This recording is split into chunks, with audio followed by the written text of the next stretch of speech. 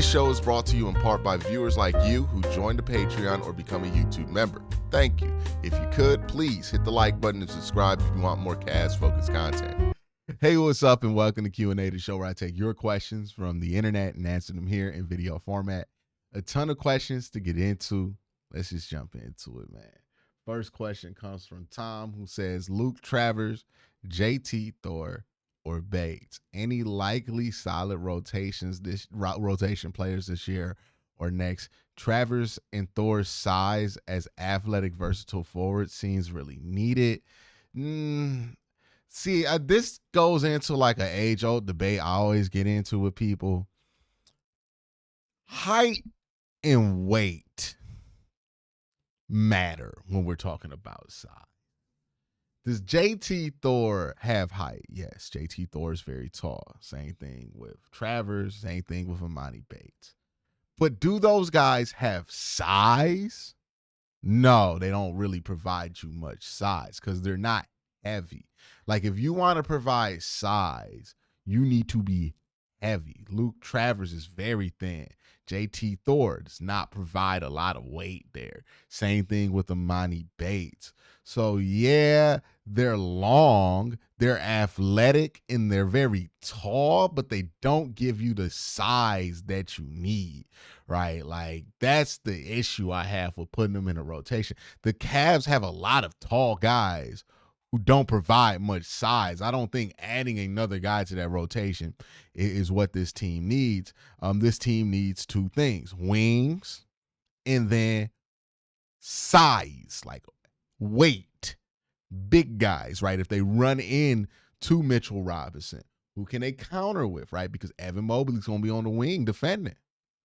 So who can they counter with, right? OG Anunoby, who's gonna provide the counterbalance with the weight there, right?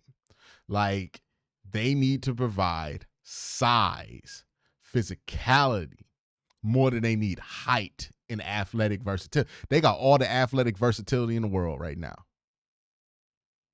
They need size, like weight. And I don't think those guys provide much size. Length, maybe. Height, definitely. But size, they don't really give you that, in my opinion. Adam says, one, if I could only keep two, Vert, Ty, or Sam. Vert and Ty Jerome. That's easy. Two, is it a concern that the Cavs offense looks bad without Mobley? Considering that the whole thing is built around Mobley, it would be more of a concern if it didn't look bad without him, right? Like, it should look bad without him. It's what the offense is kind of built around, or at least a key skill set that the offense is built around. Three, describe the offense and defensive impact you see Max having on the team. He provides you a little bit more size, right? Because he is a heavier two guard that you can kind of push the three. He's not a really long guy. He's 6'5", but he does provide you some perimeter size up there. Like, he is strong. So if you do go up against an OG Anunoby, you can throw him and Isaac Okoro at him and feel good. He does provide good spot shooting. He's somebody who can get to the hoop every once in a while. And he's a solid defender, especially a good team defender, right? Most of those Miami guys are really good team defenders, more than on-ball defenders because they play so much zone in Miami. But, yeah, that's really what Max brings to the table. Is Jay having a tough stretch, or is his recent form any cause for concern? Defensively, the system seems better for him last year. And offensively, he's not been a dominant post force I've grown accustomed to. I just think he's having in and out, like, days. You know what I mean? Like, Jared Allen has never been a consistently dominant post force offensively. He's been somebody in the right game can get you 22. And in some games, he's going to get you 7 points, right? His game isn't about his offensive prowess. His game is about what he can do defensively and the fact that he can clean up some messes offensively and then get some putbacks to go along with it. And if you have a night where another team's being kind of lazy or light in the paint, then Jared Allen can go in and dominate. So that's really what I think his specialty is. Appreciate the question, though. We're going to move on to the next one. And the next question comes from Imani rehab from injury. Will he play in a Cavs uniform this year? Haven't heard an update. Probably not. Look, there's just not going to be a lot of room for guys who are also playing in the G League to play for the Cavs this year. They're too good of a team. They're too deep of a team right now. Even when they're injured, right, they don't usually have to go all the way down to Luke Travers or anything like that. Like, they still got Jason Tyson, who they want to give minutes to. It's just going to be really hard to crack the lineup for Emoni Bates. This Cavs team is too focused, too developed, and too deep for him to make the lineup, especially since Emoni is somebody you want to play when you can give him the ball a lot.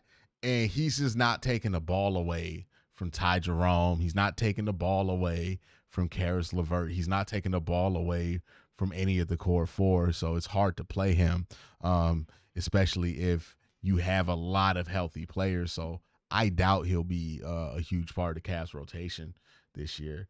The next one comes from Torok Boomin. Says, hey, Q, very likely we see a Cavs Celtics Eastern Conference Finals. Which player on the bench do you see to be the most important in helping us beat them in 7 games? Well, I don't know if you want to go to 7 games with Boston, right? I think the best route against Boston is to not go 7 games, right? To kind of jump out on them early and try to get them in as little games as possible. Because the more you let a team like Boston hang around, the more you leave room for them to have an incredible 3-point shooting stretch. And if they get hot at 3, they're going to bust your ass every time. But if you're looking for players that are going to be important to beat the Celtics, I always contend that Evan Mobley is going to be the most important starter with the Celtics. If you look at how the Celtics like to play the Cavs, they love to hunt Darius Garland, right? So what the Cavs might have to do to counter that is play Darius Garland a little bit less, right? Get a little bit bigger. Play Max Struhm at the 2. Play Donovan Mitchell at the 1. Put Dean Wade at the 3. Maybe even, like, if you're looking for a bench guy, maybe George Niang becomes incredibly important in a series versus Boston, because he's this kind of stretch four that you have to play in order to guard Al Horford and kind of like come up for those those corner threes that they like to shoot a ton, while also leaving Evan Mobley there, right? Like, you're going to have to play a one big lineup sometimes. If you want to go to another big and go with Jared Allen, you're going to have to probably use George Niang there as your wing. Like, you're going to have to get pretty creative with what you want to do to handle how the Celtics like to attack you offensively in order to beat them. And I think in order to do that, you're going to have to expect that you're not going to get a ton of points from Darius Garland in that series. So you got to make up that offensive production somewhere. And that's going to come from Evan Mobley, potentially George Niang, or who, if they get like Cam Johnson or somebody in the trade, it might be Cam Johnson, right? But you're going to have to make up those points from somewhere. Paul says, Q, what are your thoughts that the Cavs might do a trade as deadline, or will they stand pat? The Cam Johnson one feels like something they could do. I think the Cavs will be vigilant out there. They see an opportunity. One thing that got brought up to me that I think not a lot of people have talked about that's important is a lot of these teams right now in the NBA are down because so many star players decide to play in the Olympics this summer. And it's taking a toll on a lot of these guys. Like the 76ers are down because like that Joel Embiid played in that Olympics and he hasn't been healthy since. So I think that's something to think about. Like, if you look at the bad start the Milwaukee Bucks got off to, you go to a lot of people who were playing in the Olympics, the Nuggets, right? Like, you just see a lot of people who are playing in the Olympics. That's taking its toll. And you can see it. So this might be a down year for a lot of teams with star players. If you're the Cavs, like, this might be an opportunity to sneak one out, championship-wise. So go ahead and get somebody. So I think they might be willing to sacrifice more than people think to go get somebody, because they think of this as a very special opportunity for this team to take advantage of this year. Pink says, I understand realistically why it hasn't happened, but why aren't we talking about Max Struhm as a potential trade asset? It's clear that we don't necessarily need him at this point. With the start of the season we've had without him, I understand he will bottle up some of the problems that we have when he comes back. Why not see his package with Sam Merrill or George Niang for an even better option? I feel like the reason you don't see Max Struhm thrown into a lot of trade conversations has to do with his contract. He has 3 years left on his deal. And if you are a team that's trying to sell, you probably want somebody with as little money left on their deal as possible. So Max Struhm just isn't as attractive to other teams out there at $15 million as like Caris LeVert is at 16 on an expiring deal, right? So I think that's it. If the Cavs were sellers, then Max Struhm would be more attractive. But since the Cavs aren't sellers, they're buyers. They're going to have to sell somebody with an expiring. And the expiring they have is Caris LeVert, or at least the most attractive expiring they have is Caris LeVert. And I think that's why you hear his name pop up more than Max Struhm, just because of the financial logistics that goes with trading somebody in the NBA. Noman says, do you think there's any validity to the idea that the Cavs are too soft for the playoffs or somewhat disappointing performances in the last few years? A normal part of growing up as a team? I think that's just a normal part of growing up as a team. And I think this team kind of like shed that reputation by winning a very hard fought series with what we now know to be a very good Orlando Magic team, right? Like a lot of people poo-pooed the idea of the Cavs going 7 with Orlando when it happened, but look at how Orlando's playing. Look at how good Orlando's proven to be. Look how good the Wagner twins, or not twins, the Wagner brothers have proven to be in the Olympic race, right? Like, no, that was a real deal series the Cavs had to win. They were physical. They did what they had to do. They weren't soft in that series. I think they shed that whole label and idea of them being soft, and I think it was just given on them because of how they lost against the Knicks. They've redeemed that with the first-round playoff victory against a very tough team. And, you know, I'm looking forward to see what they can do without having to worry about that label of softness being over their head.